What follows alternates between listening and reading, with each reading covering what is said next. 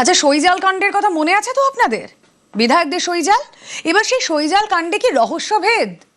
সইজাল কাণ্ডে রহস্যভেদ বলে দাবি সিআইডির। কেন জানাবেন? অর্ণব হাজরা রয়েছেন সঙ্গে। অর্ণব, দেখো, সইজাল কাণ্ডের এফআইআরটাই চ্যালেঞ্জ করে কলকাতা হাইকোর্টে মামলা বিচারাধীন রয়েছে এবং সেই মামলা করেছেন খোদ অভিষেক বন্দ্যোপাধ্যায়, যিনি ইতিমধ্যে হাইকোর্টের নির্দেশে বেশ কয়েকবার সিআইডি তদন্তের মুখোমুখি হয়েছিল।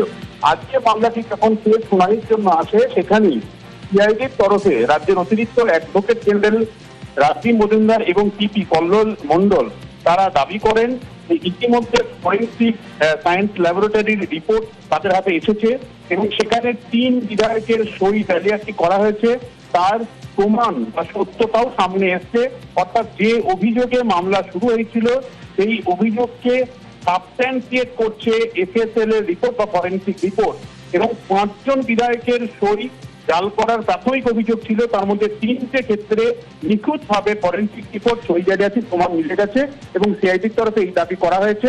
এখনো তদন্ত চলছে এবং এই তদন্তের কনক্লুসিভ পার্টে কি আসবে তা সময় বলবে। তবে সিআইডির এই বড় দাবি, অর্থাৎ সই জাল হয়েছিল, ফরেন্সিক রিপোর্টে 3 বিধায়কের সই জালিয়াতির প্রমাণ মিলেছে বলে রাজ্যের তরফে অতিরিক্ত অ্যাডভোকেট জেনারেল বিচারপতি কৌশিক চন্দ্রের এজলাসে সই জাল মামলায় দাবি করলেন। ওকে, সইজাল কাণ্ডে তো রহস্যভেদ। আর এবার অভিষেক বন্দ্যোপাধ্যায়ের কথায় আসি। অভিষেকের রক্ষা কবচের মেয়াদ বাড়ল।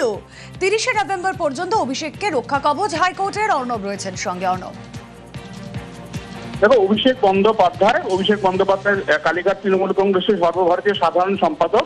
সইজাল কাণ্ডে তাকে সিআইডি নোটিশ পাঠায় এবং সেই নোটিশ চ্যালেঞ্জ করে তিনি কলকাতা হাইকোর্টে মামলা করেন। এর আগে বিচারপতি কৌশিক চন্দ্র তাকে রক্ষা কবচ দিলেও দিল্লি থেকে সরাসরি কলকাতা বিমানবন্দরে নেমে তাকে ভবানী ভবনে সিআইডির জিজ্ঞাসাবাদের মুখোমুখি হতে হয় এবং তারপর আরো কয়েক দফায় সেই মুখোমুখি হন। তদন্তে সহযোগিতা তাকে করতে হয় হাইকোর্টের নির্দেশ মেনে। কিন্তু কোনো কড়া পদক্ষেপ পুলিশ অভিষেক বন্দ্যোপাধ্যায়ের বিরুদ্ধে করতে পারবে না তদন্তে সহযোগিতার শর্তে। যে অন্তর্বর্তী রক্ষা কবচ ছিল তার মেয়াদ আজ বিচারপতি কৌশিক চন্দ্র বাড়ালেন।